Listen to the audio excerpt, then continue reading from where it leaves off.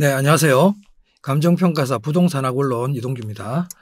자, 오늘은 얼마 전에 우리 시행되었던 제36회 감정평가사 1차 시험 부동산학 원론에 대한 해설 강의를 좀 하도록 하겠습니다.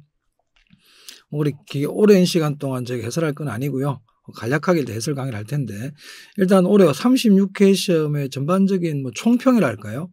그 시험을 봤을 때 우리 수험생분들이 조금 당황할 수 있을 거라고 봅니다. 이 시험이 기존의 우리 학원론 경향을 크게 벗어났죠. 크게 벗어나고 계산 문제도 굉장히 많이 적게 출제가 되었고, 계산 문제가 출제된 곳도 그렇게 많이 접해보지 못했던 그런 부분들이 많이 출제가 되었습니다. 그리고 일반적으로 투자론 같은 경우에는 올해 2문제밖에 출제가 또 안 됐어요. 그래서 투자론의 출제 비중도 굉장히 낮아지고 총론 부분에서 좀 출제 문항수가 좀 많아졌고요. 그래서 전반적으로 출제 경향이 많이 바뀐 그런 시험이었습니다.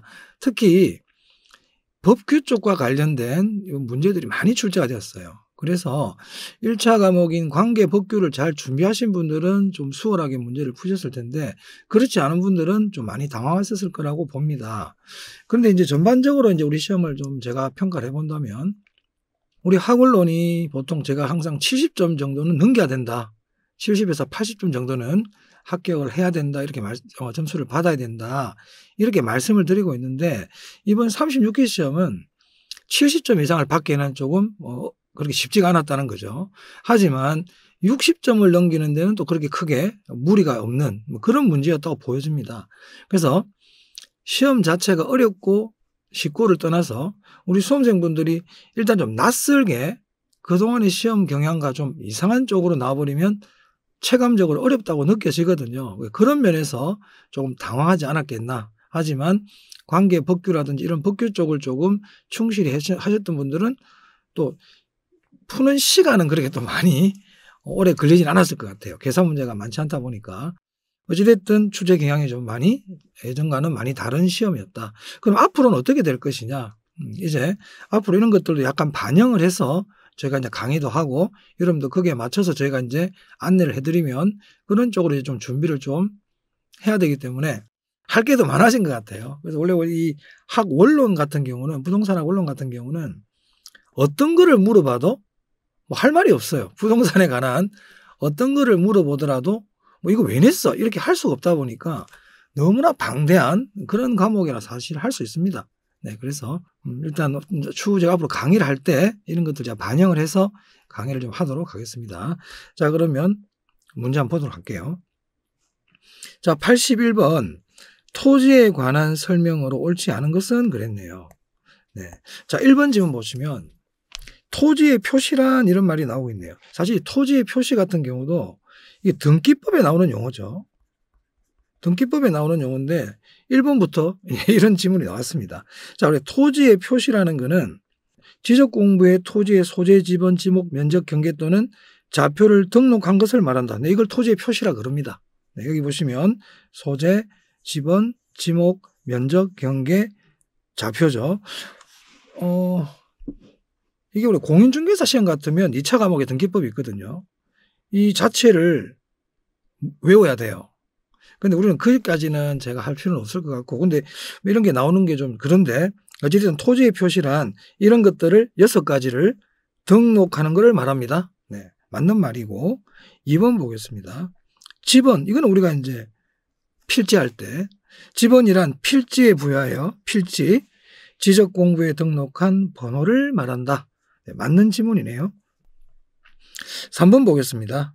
토지의 이동이란, 토지의 이동을 묻고 있네요. 토지의 이동은 앞에서 봤던 토지의 표시 있죠. 6가지.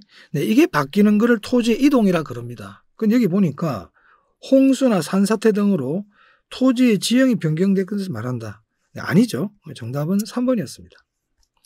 크게 토지 이동을 몰라도 지형이 변경된 걸 이동이란다. 좀 이상하죠. 자, 나머지 4번의 합병, 분할은 크게 어렵지 않은 지문이 되겠습니다. 보시면 될 것 같고, 준부동산에 관한 설명으로 옳지 않은 것은 그랬는데, 네, 여기는 나머지는 여러분들이 보시면 될 것 같은데요. 4번 한번 볼게요. 4번을 보시면 임목이란 토지에 부착된 수목의 집단으로서 그 소유자가 그 임목에 관한 법률에 따라 소유권 보존 등기를 받은 것을 말하며, 여기까지 맞죠? 맞습니다. 토지 소유권 또는 지상권 처분에 효력이 미친다. 틀렸죠? 효력이 미치면 굳이 이걸 등기하고 할 이유가 없잖아요. 그죠? 그래서 효력이 미치지 않습니다. 이 부분을 주의해서 보셔야 되겠습니다. X. 자, 83번 한번 볼까요? 다음 조건에 모두 해당하는 것은 그랬는데, 네, 이 83번 문제는 조금 논란의 소지가 있습니다. 저는 이게 이의신청을 하면 이의신청으로 거의 받아질 거라고 봅니다. 자, 왜냐하면 일단 볼게요. 토지 위에 건물 등의 정착물이 없다. 그리고 사용을 제약하는 권리의 부착이 없다. 수익을 제약하는 권리의 부착이 없다. 한마디로 사법상 사용 수익을 하는 데 있어 가지고 제한이 없다는 거 아닙니까? 네, 이거 낮이잖아요. 그죠? 그런데 이제 이 문제 출제 교수님은 정답을 갱지로 처리했는데, 여기 갱지나 저지는 일본식 표현이에요.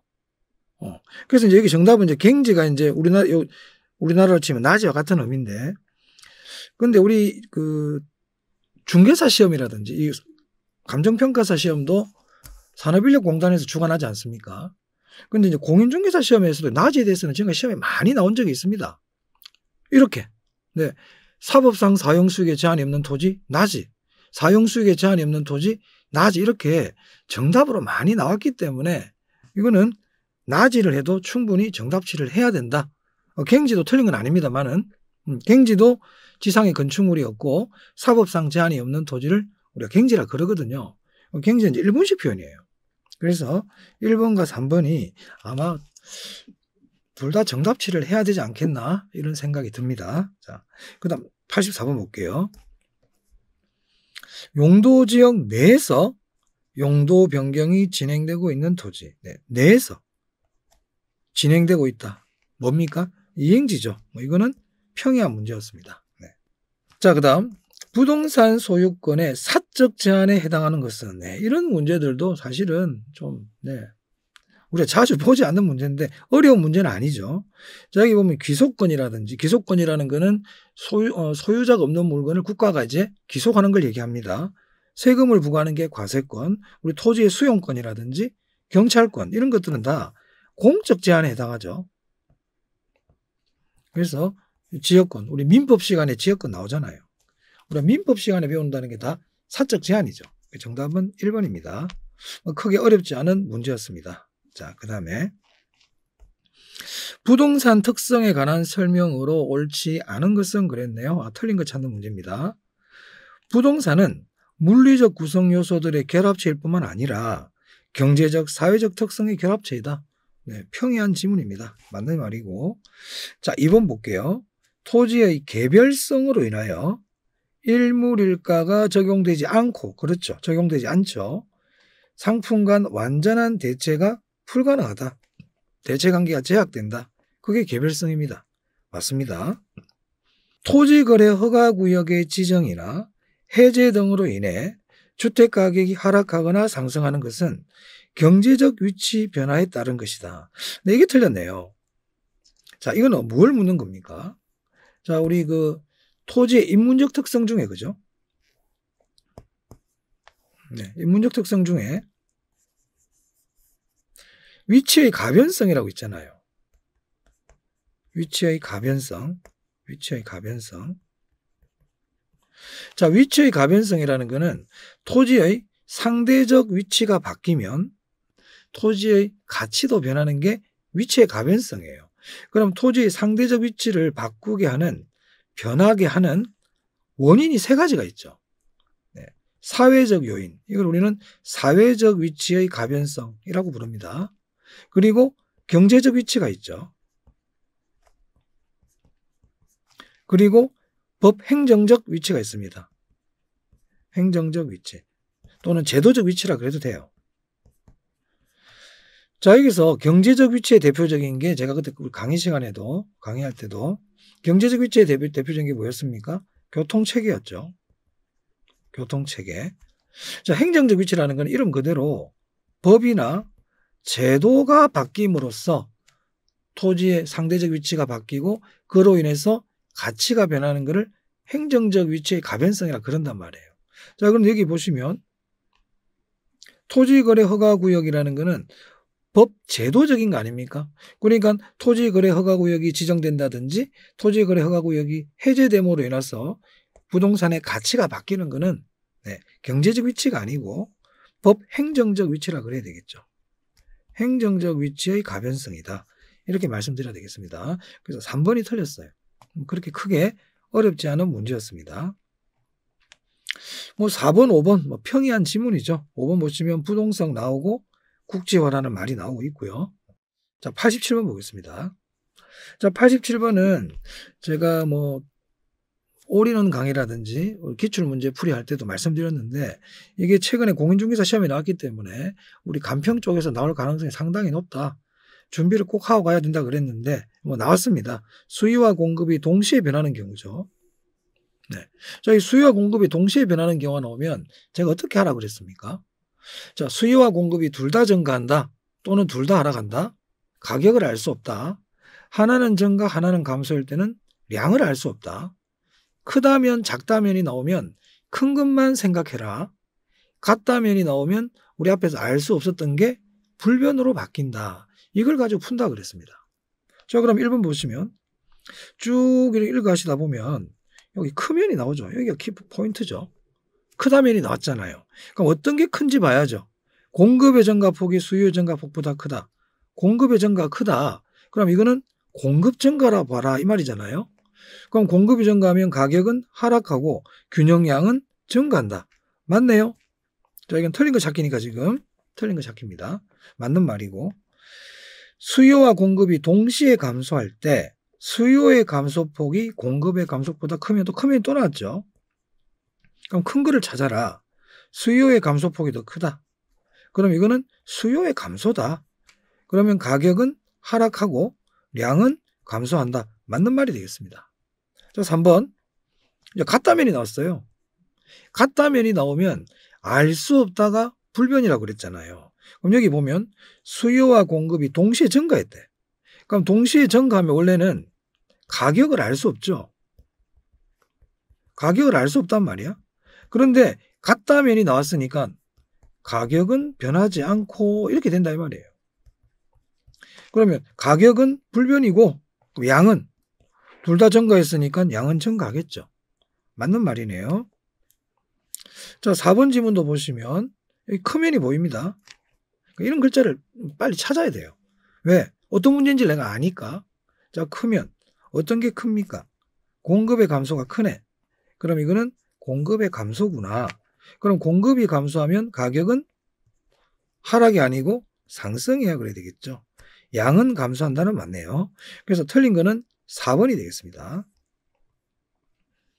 4번이 정답이 되겠습니다. 자, 5번 지문은 여러분들이 보시면 될 것 같습니다. 자, 그 다음. 자, 88번입니다.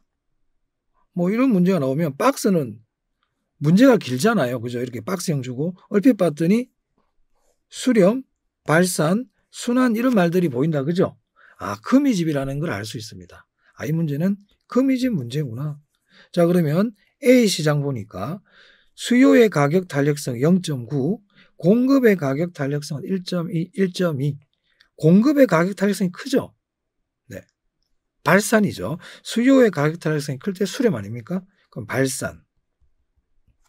보통 우리가 수탄수, 공탄발 보통 이렇게 보통 외우는 경우가 있죠. 수요의 탄력성이 크면 수렴, 공급의 탄력성이 크면 발산. 공급의 탄력성이 크기 때문에 발산입니다. 자, 그런데 B 시장은 출제위원이 기울기를 가지고 내고 있습니다. 자, 기울기는 마이너스는 신경 쓸 필요 없어요. 절대값이기 때문에. 자, 기울기는 어떤 게 큽니까? 수요 곡선 기울기가 크네요. 수요 곡선 기울기가 크다는 것도 역시 발산이죠. 공급 곡선 기울기가 클 때 수렴이잖아요. 발산입니다. 그 다음에 세 번째는 A와 B의 관계를 묻고 있네요. 자, 관계를 물을 때는 방향을 보라 그랬습니다. 자, 어떤 방향이냐면 관계를 물을 때는 문제 주는 형태가 거의 정해져 있어요. A의 가격과 B의 수요량을 주어지죠. A의 가격과 B의 수요량이 주어집니다. 그럼 이 둘의 방향을 보는 거예요. A 가격이 하락했죠. 그런데 B 수요도 줄었잖아요. 같은 방향이죠. 같은 방향은 대체제입니다. 같은 방향 대체제.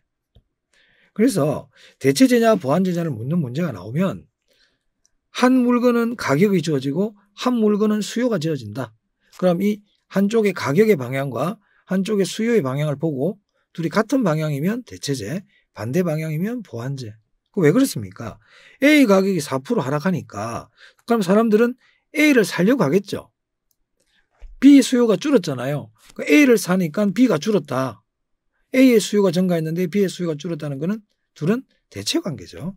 그래서 정답은 발산 대체니까 정답은 4번이 되겠네요. 자, 89번 보겠습니다. 옳은 것은 모두 몇 개인가? 네, 이런 문제들이 조금 우리 수험생들을 좀 난감하게 하죠. 몇 개인가 이런 거 그죠? 자, 볼까요? 튀넨에 대한 질문이네요. 자연 조건이 동일한 고립국을 가잖아요. 고립국 좋아. 맞아. 상업활동에 틀렸네요. 튀넨은 농업입지론이죠. 그래서 틀렸습니다. X. 리카도는 각 토지마다 다른 비옥도의 차이와 리카도 차액기대설 비옥도의 차이 좋아요.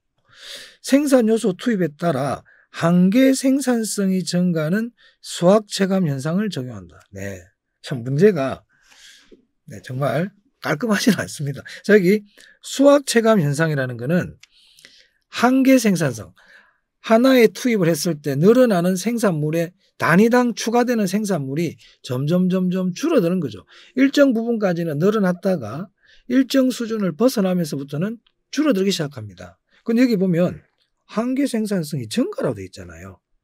얘는 체감인데 앞뒤가 안 맞죠. X입니다. 네, 참 전반적으로 문제가 썩 마음에 들지는 않습니다.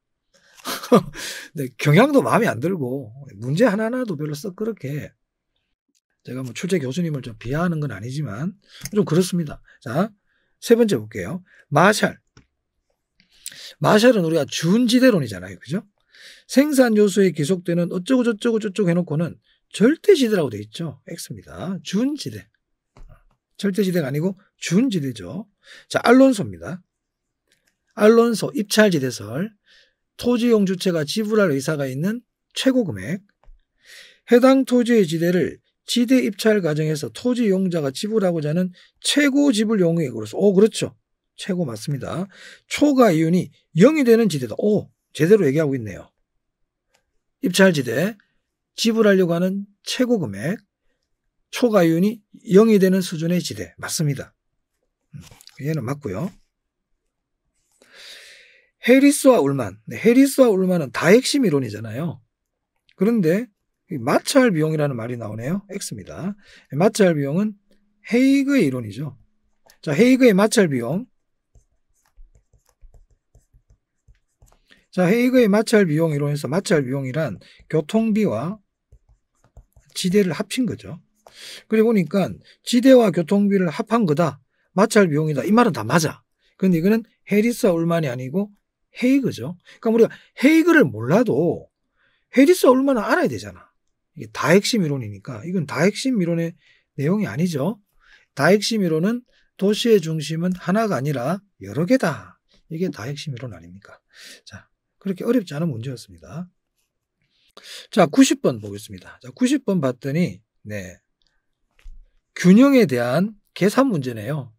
자, 뭐 이런 문제들도 단순히 균형 가격이 얼마를 변했습니까? 이렇게 묻는 게 아니고 하나하나를 다 맞춰볼 수 있는, 맞춰야 되는 시간이 필요로 하는 그런 문제라 보여집니다.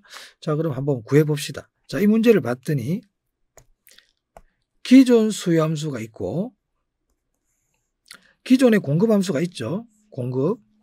그런데 수요는 변하지 않고 공급이 변했답니다. 오케이. 그리고 나서 옳은 거 찾아라 그랬네요. 자, 그러면 왼쪽에 한번 적어 볼까요? 이런 문제를 풀 때는 전, 후 이렇게 놓고 보시면 좋을 것 같아요. 자, 그런데 이 문제는 수요는 EP는 마이너스 Q 플러스 400이었죠. 공급은 P는 Q 플러스 20이었습니다. 그런데 공급이 Q 플러스 P는 Q 플러스 80으로 변했다. 이 얘기잖아요. 수요는 그대로고. 그죠? 그럼 이때 균형이 어떻게 되었느냐. 이걸 묻는 문제가 되겠습니다. 자, 그런데 얘는 EP인데 공급은 P잖아요.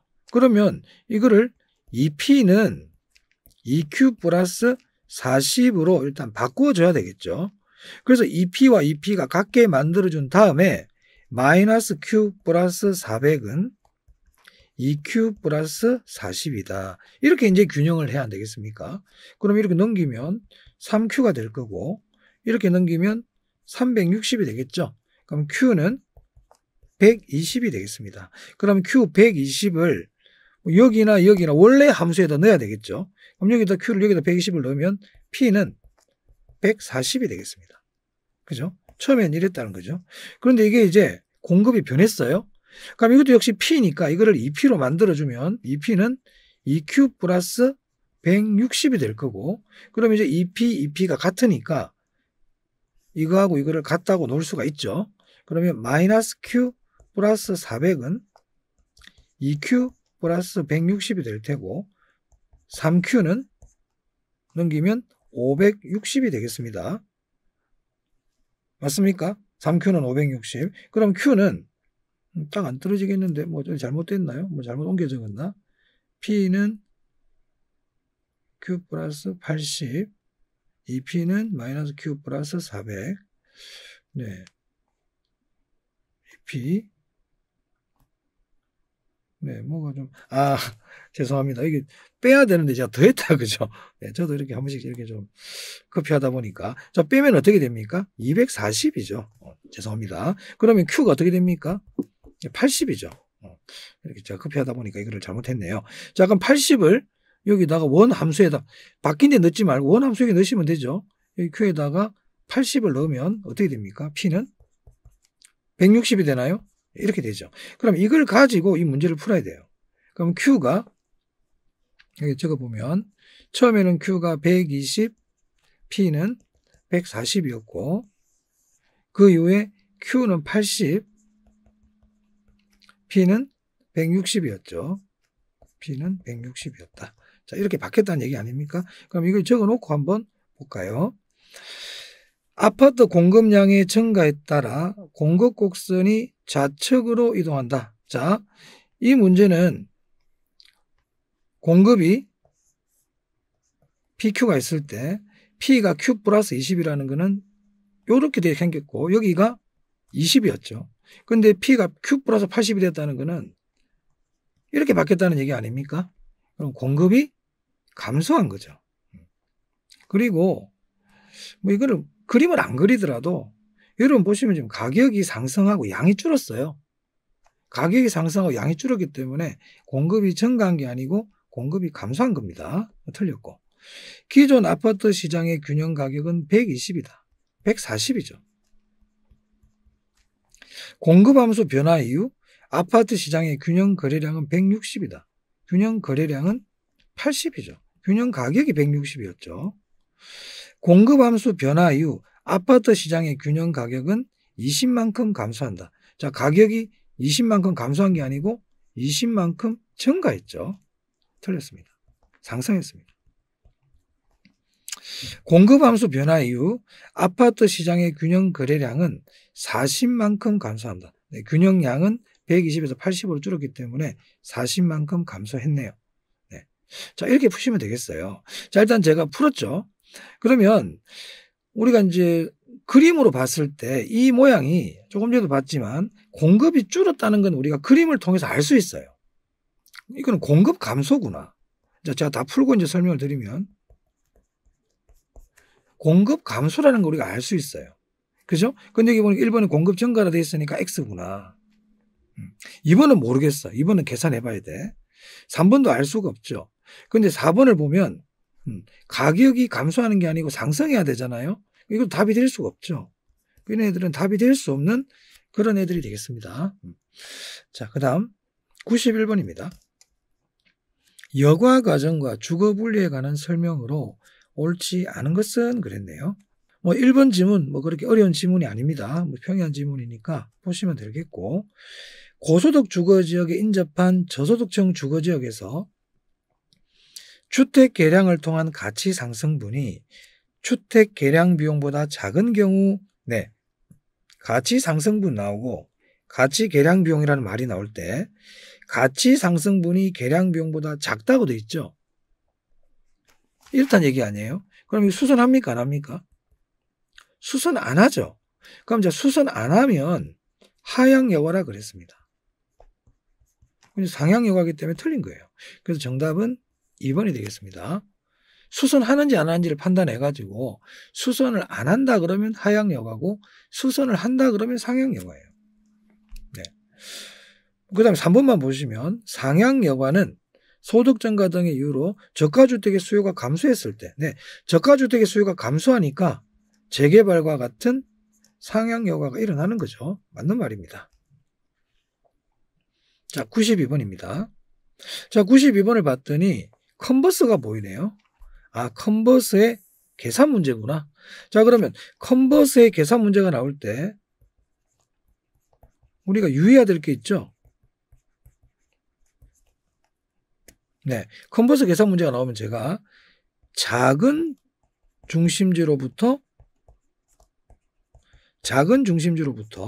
분기점까지의 거리,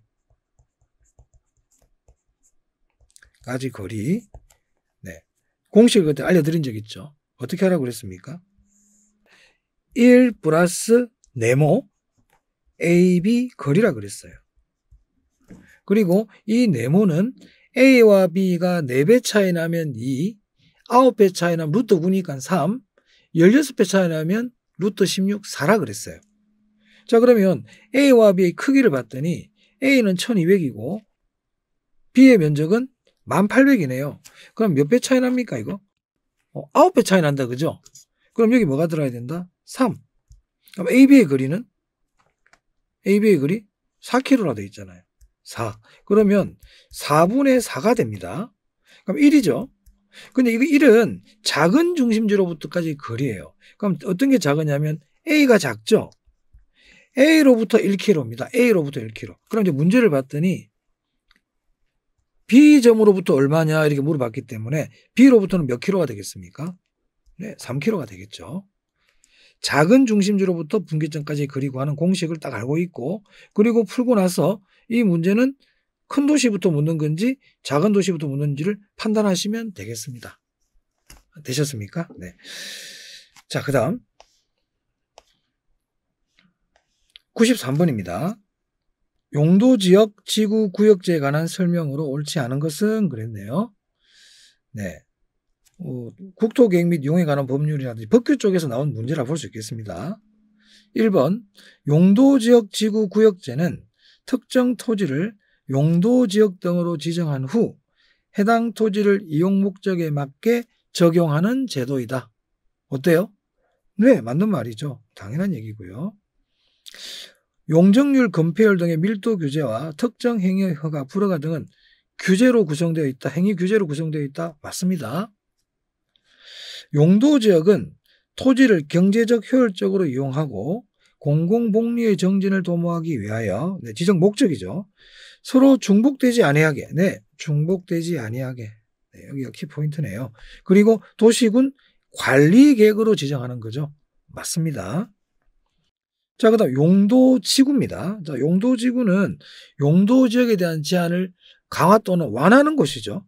그래서 용도지역의 제한을 강화, 완화하여, 좋아요. 어쩌고 저쩌고 나갔는데 여기 중복되지 아니하게 틀렸네요. 네. 용도지구는 중복해도 됩니다. 그래서 정답은 4번이 틀렸습니다. 자, 5번도 보시면 될 것 같습니다. 용도구역에 대한 내용이도, 용도구역은 앞에 나왔던 용도지역과 용도지구에 대한 것을 제한하거나 강화하는 게 목적이죠. 보시면 될 것 같고요. 자, 94번입니다. 토지거래 허가제도 문제가 났네요. 네. 최근에 뭐 서울시에서도 좀 문제가 있고 하다 보니까 뭐 출제가 되었는지 모르겠습니다만은 토지거래 허가 제도를 이렇게 한 문제짜리로 내는 경우가 그렇게 우리 학 언론에서는 굉장히 드문 경우인데 조금 그런 시대적인 이슈를 좀 반영한 게 아닌가 하는 그런 생각이 좀 듭니다.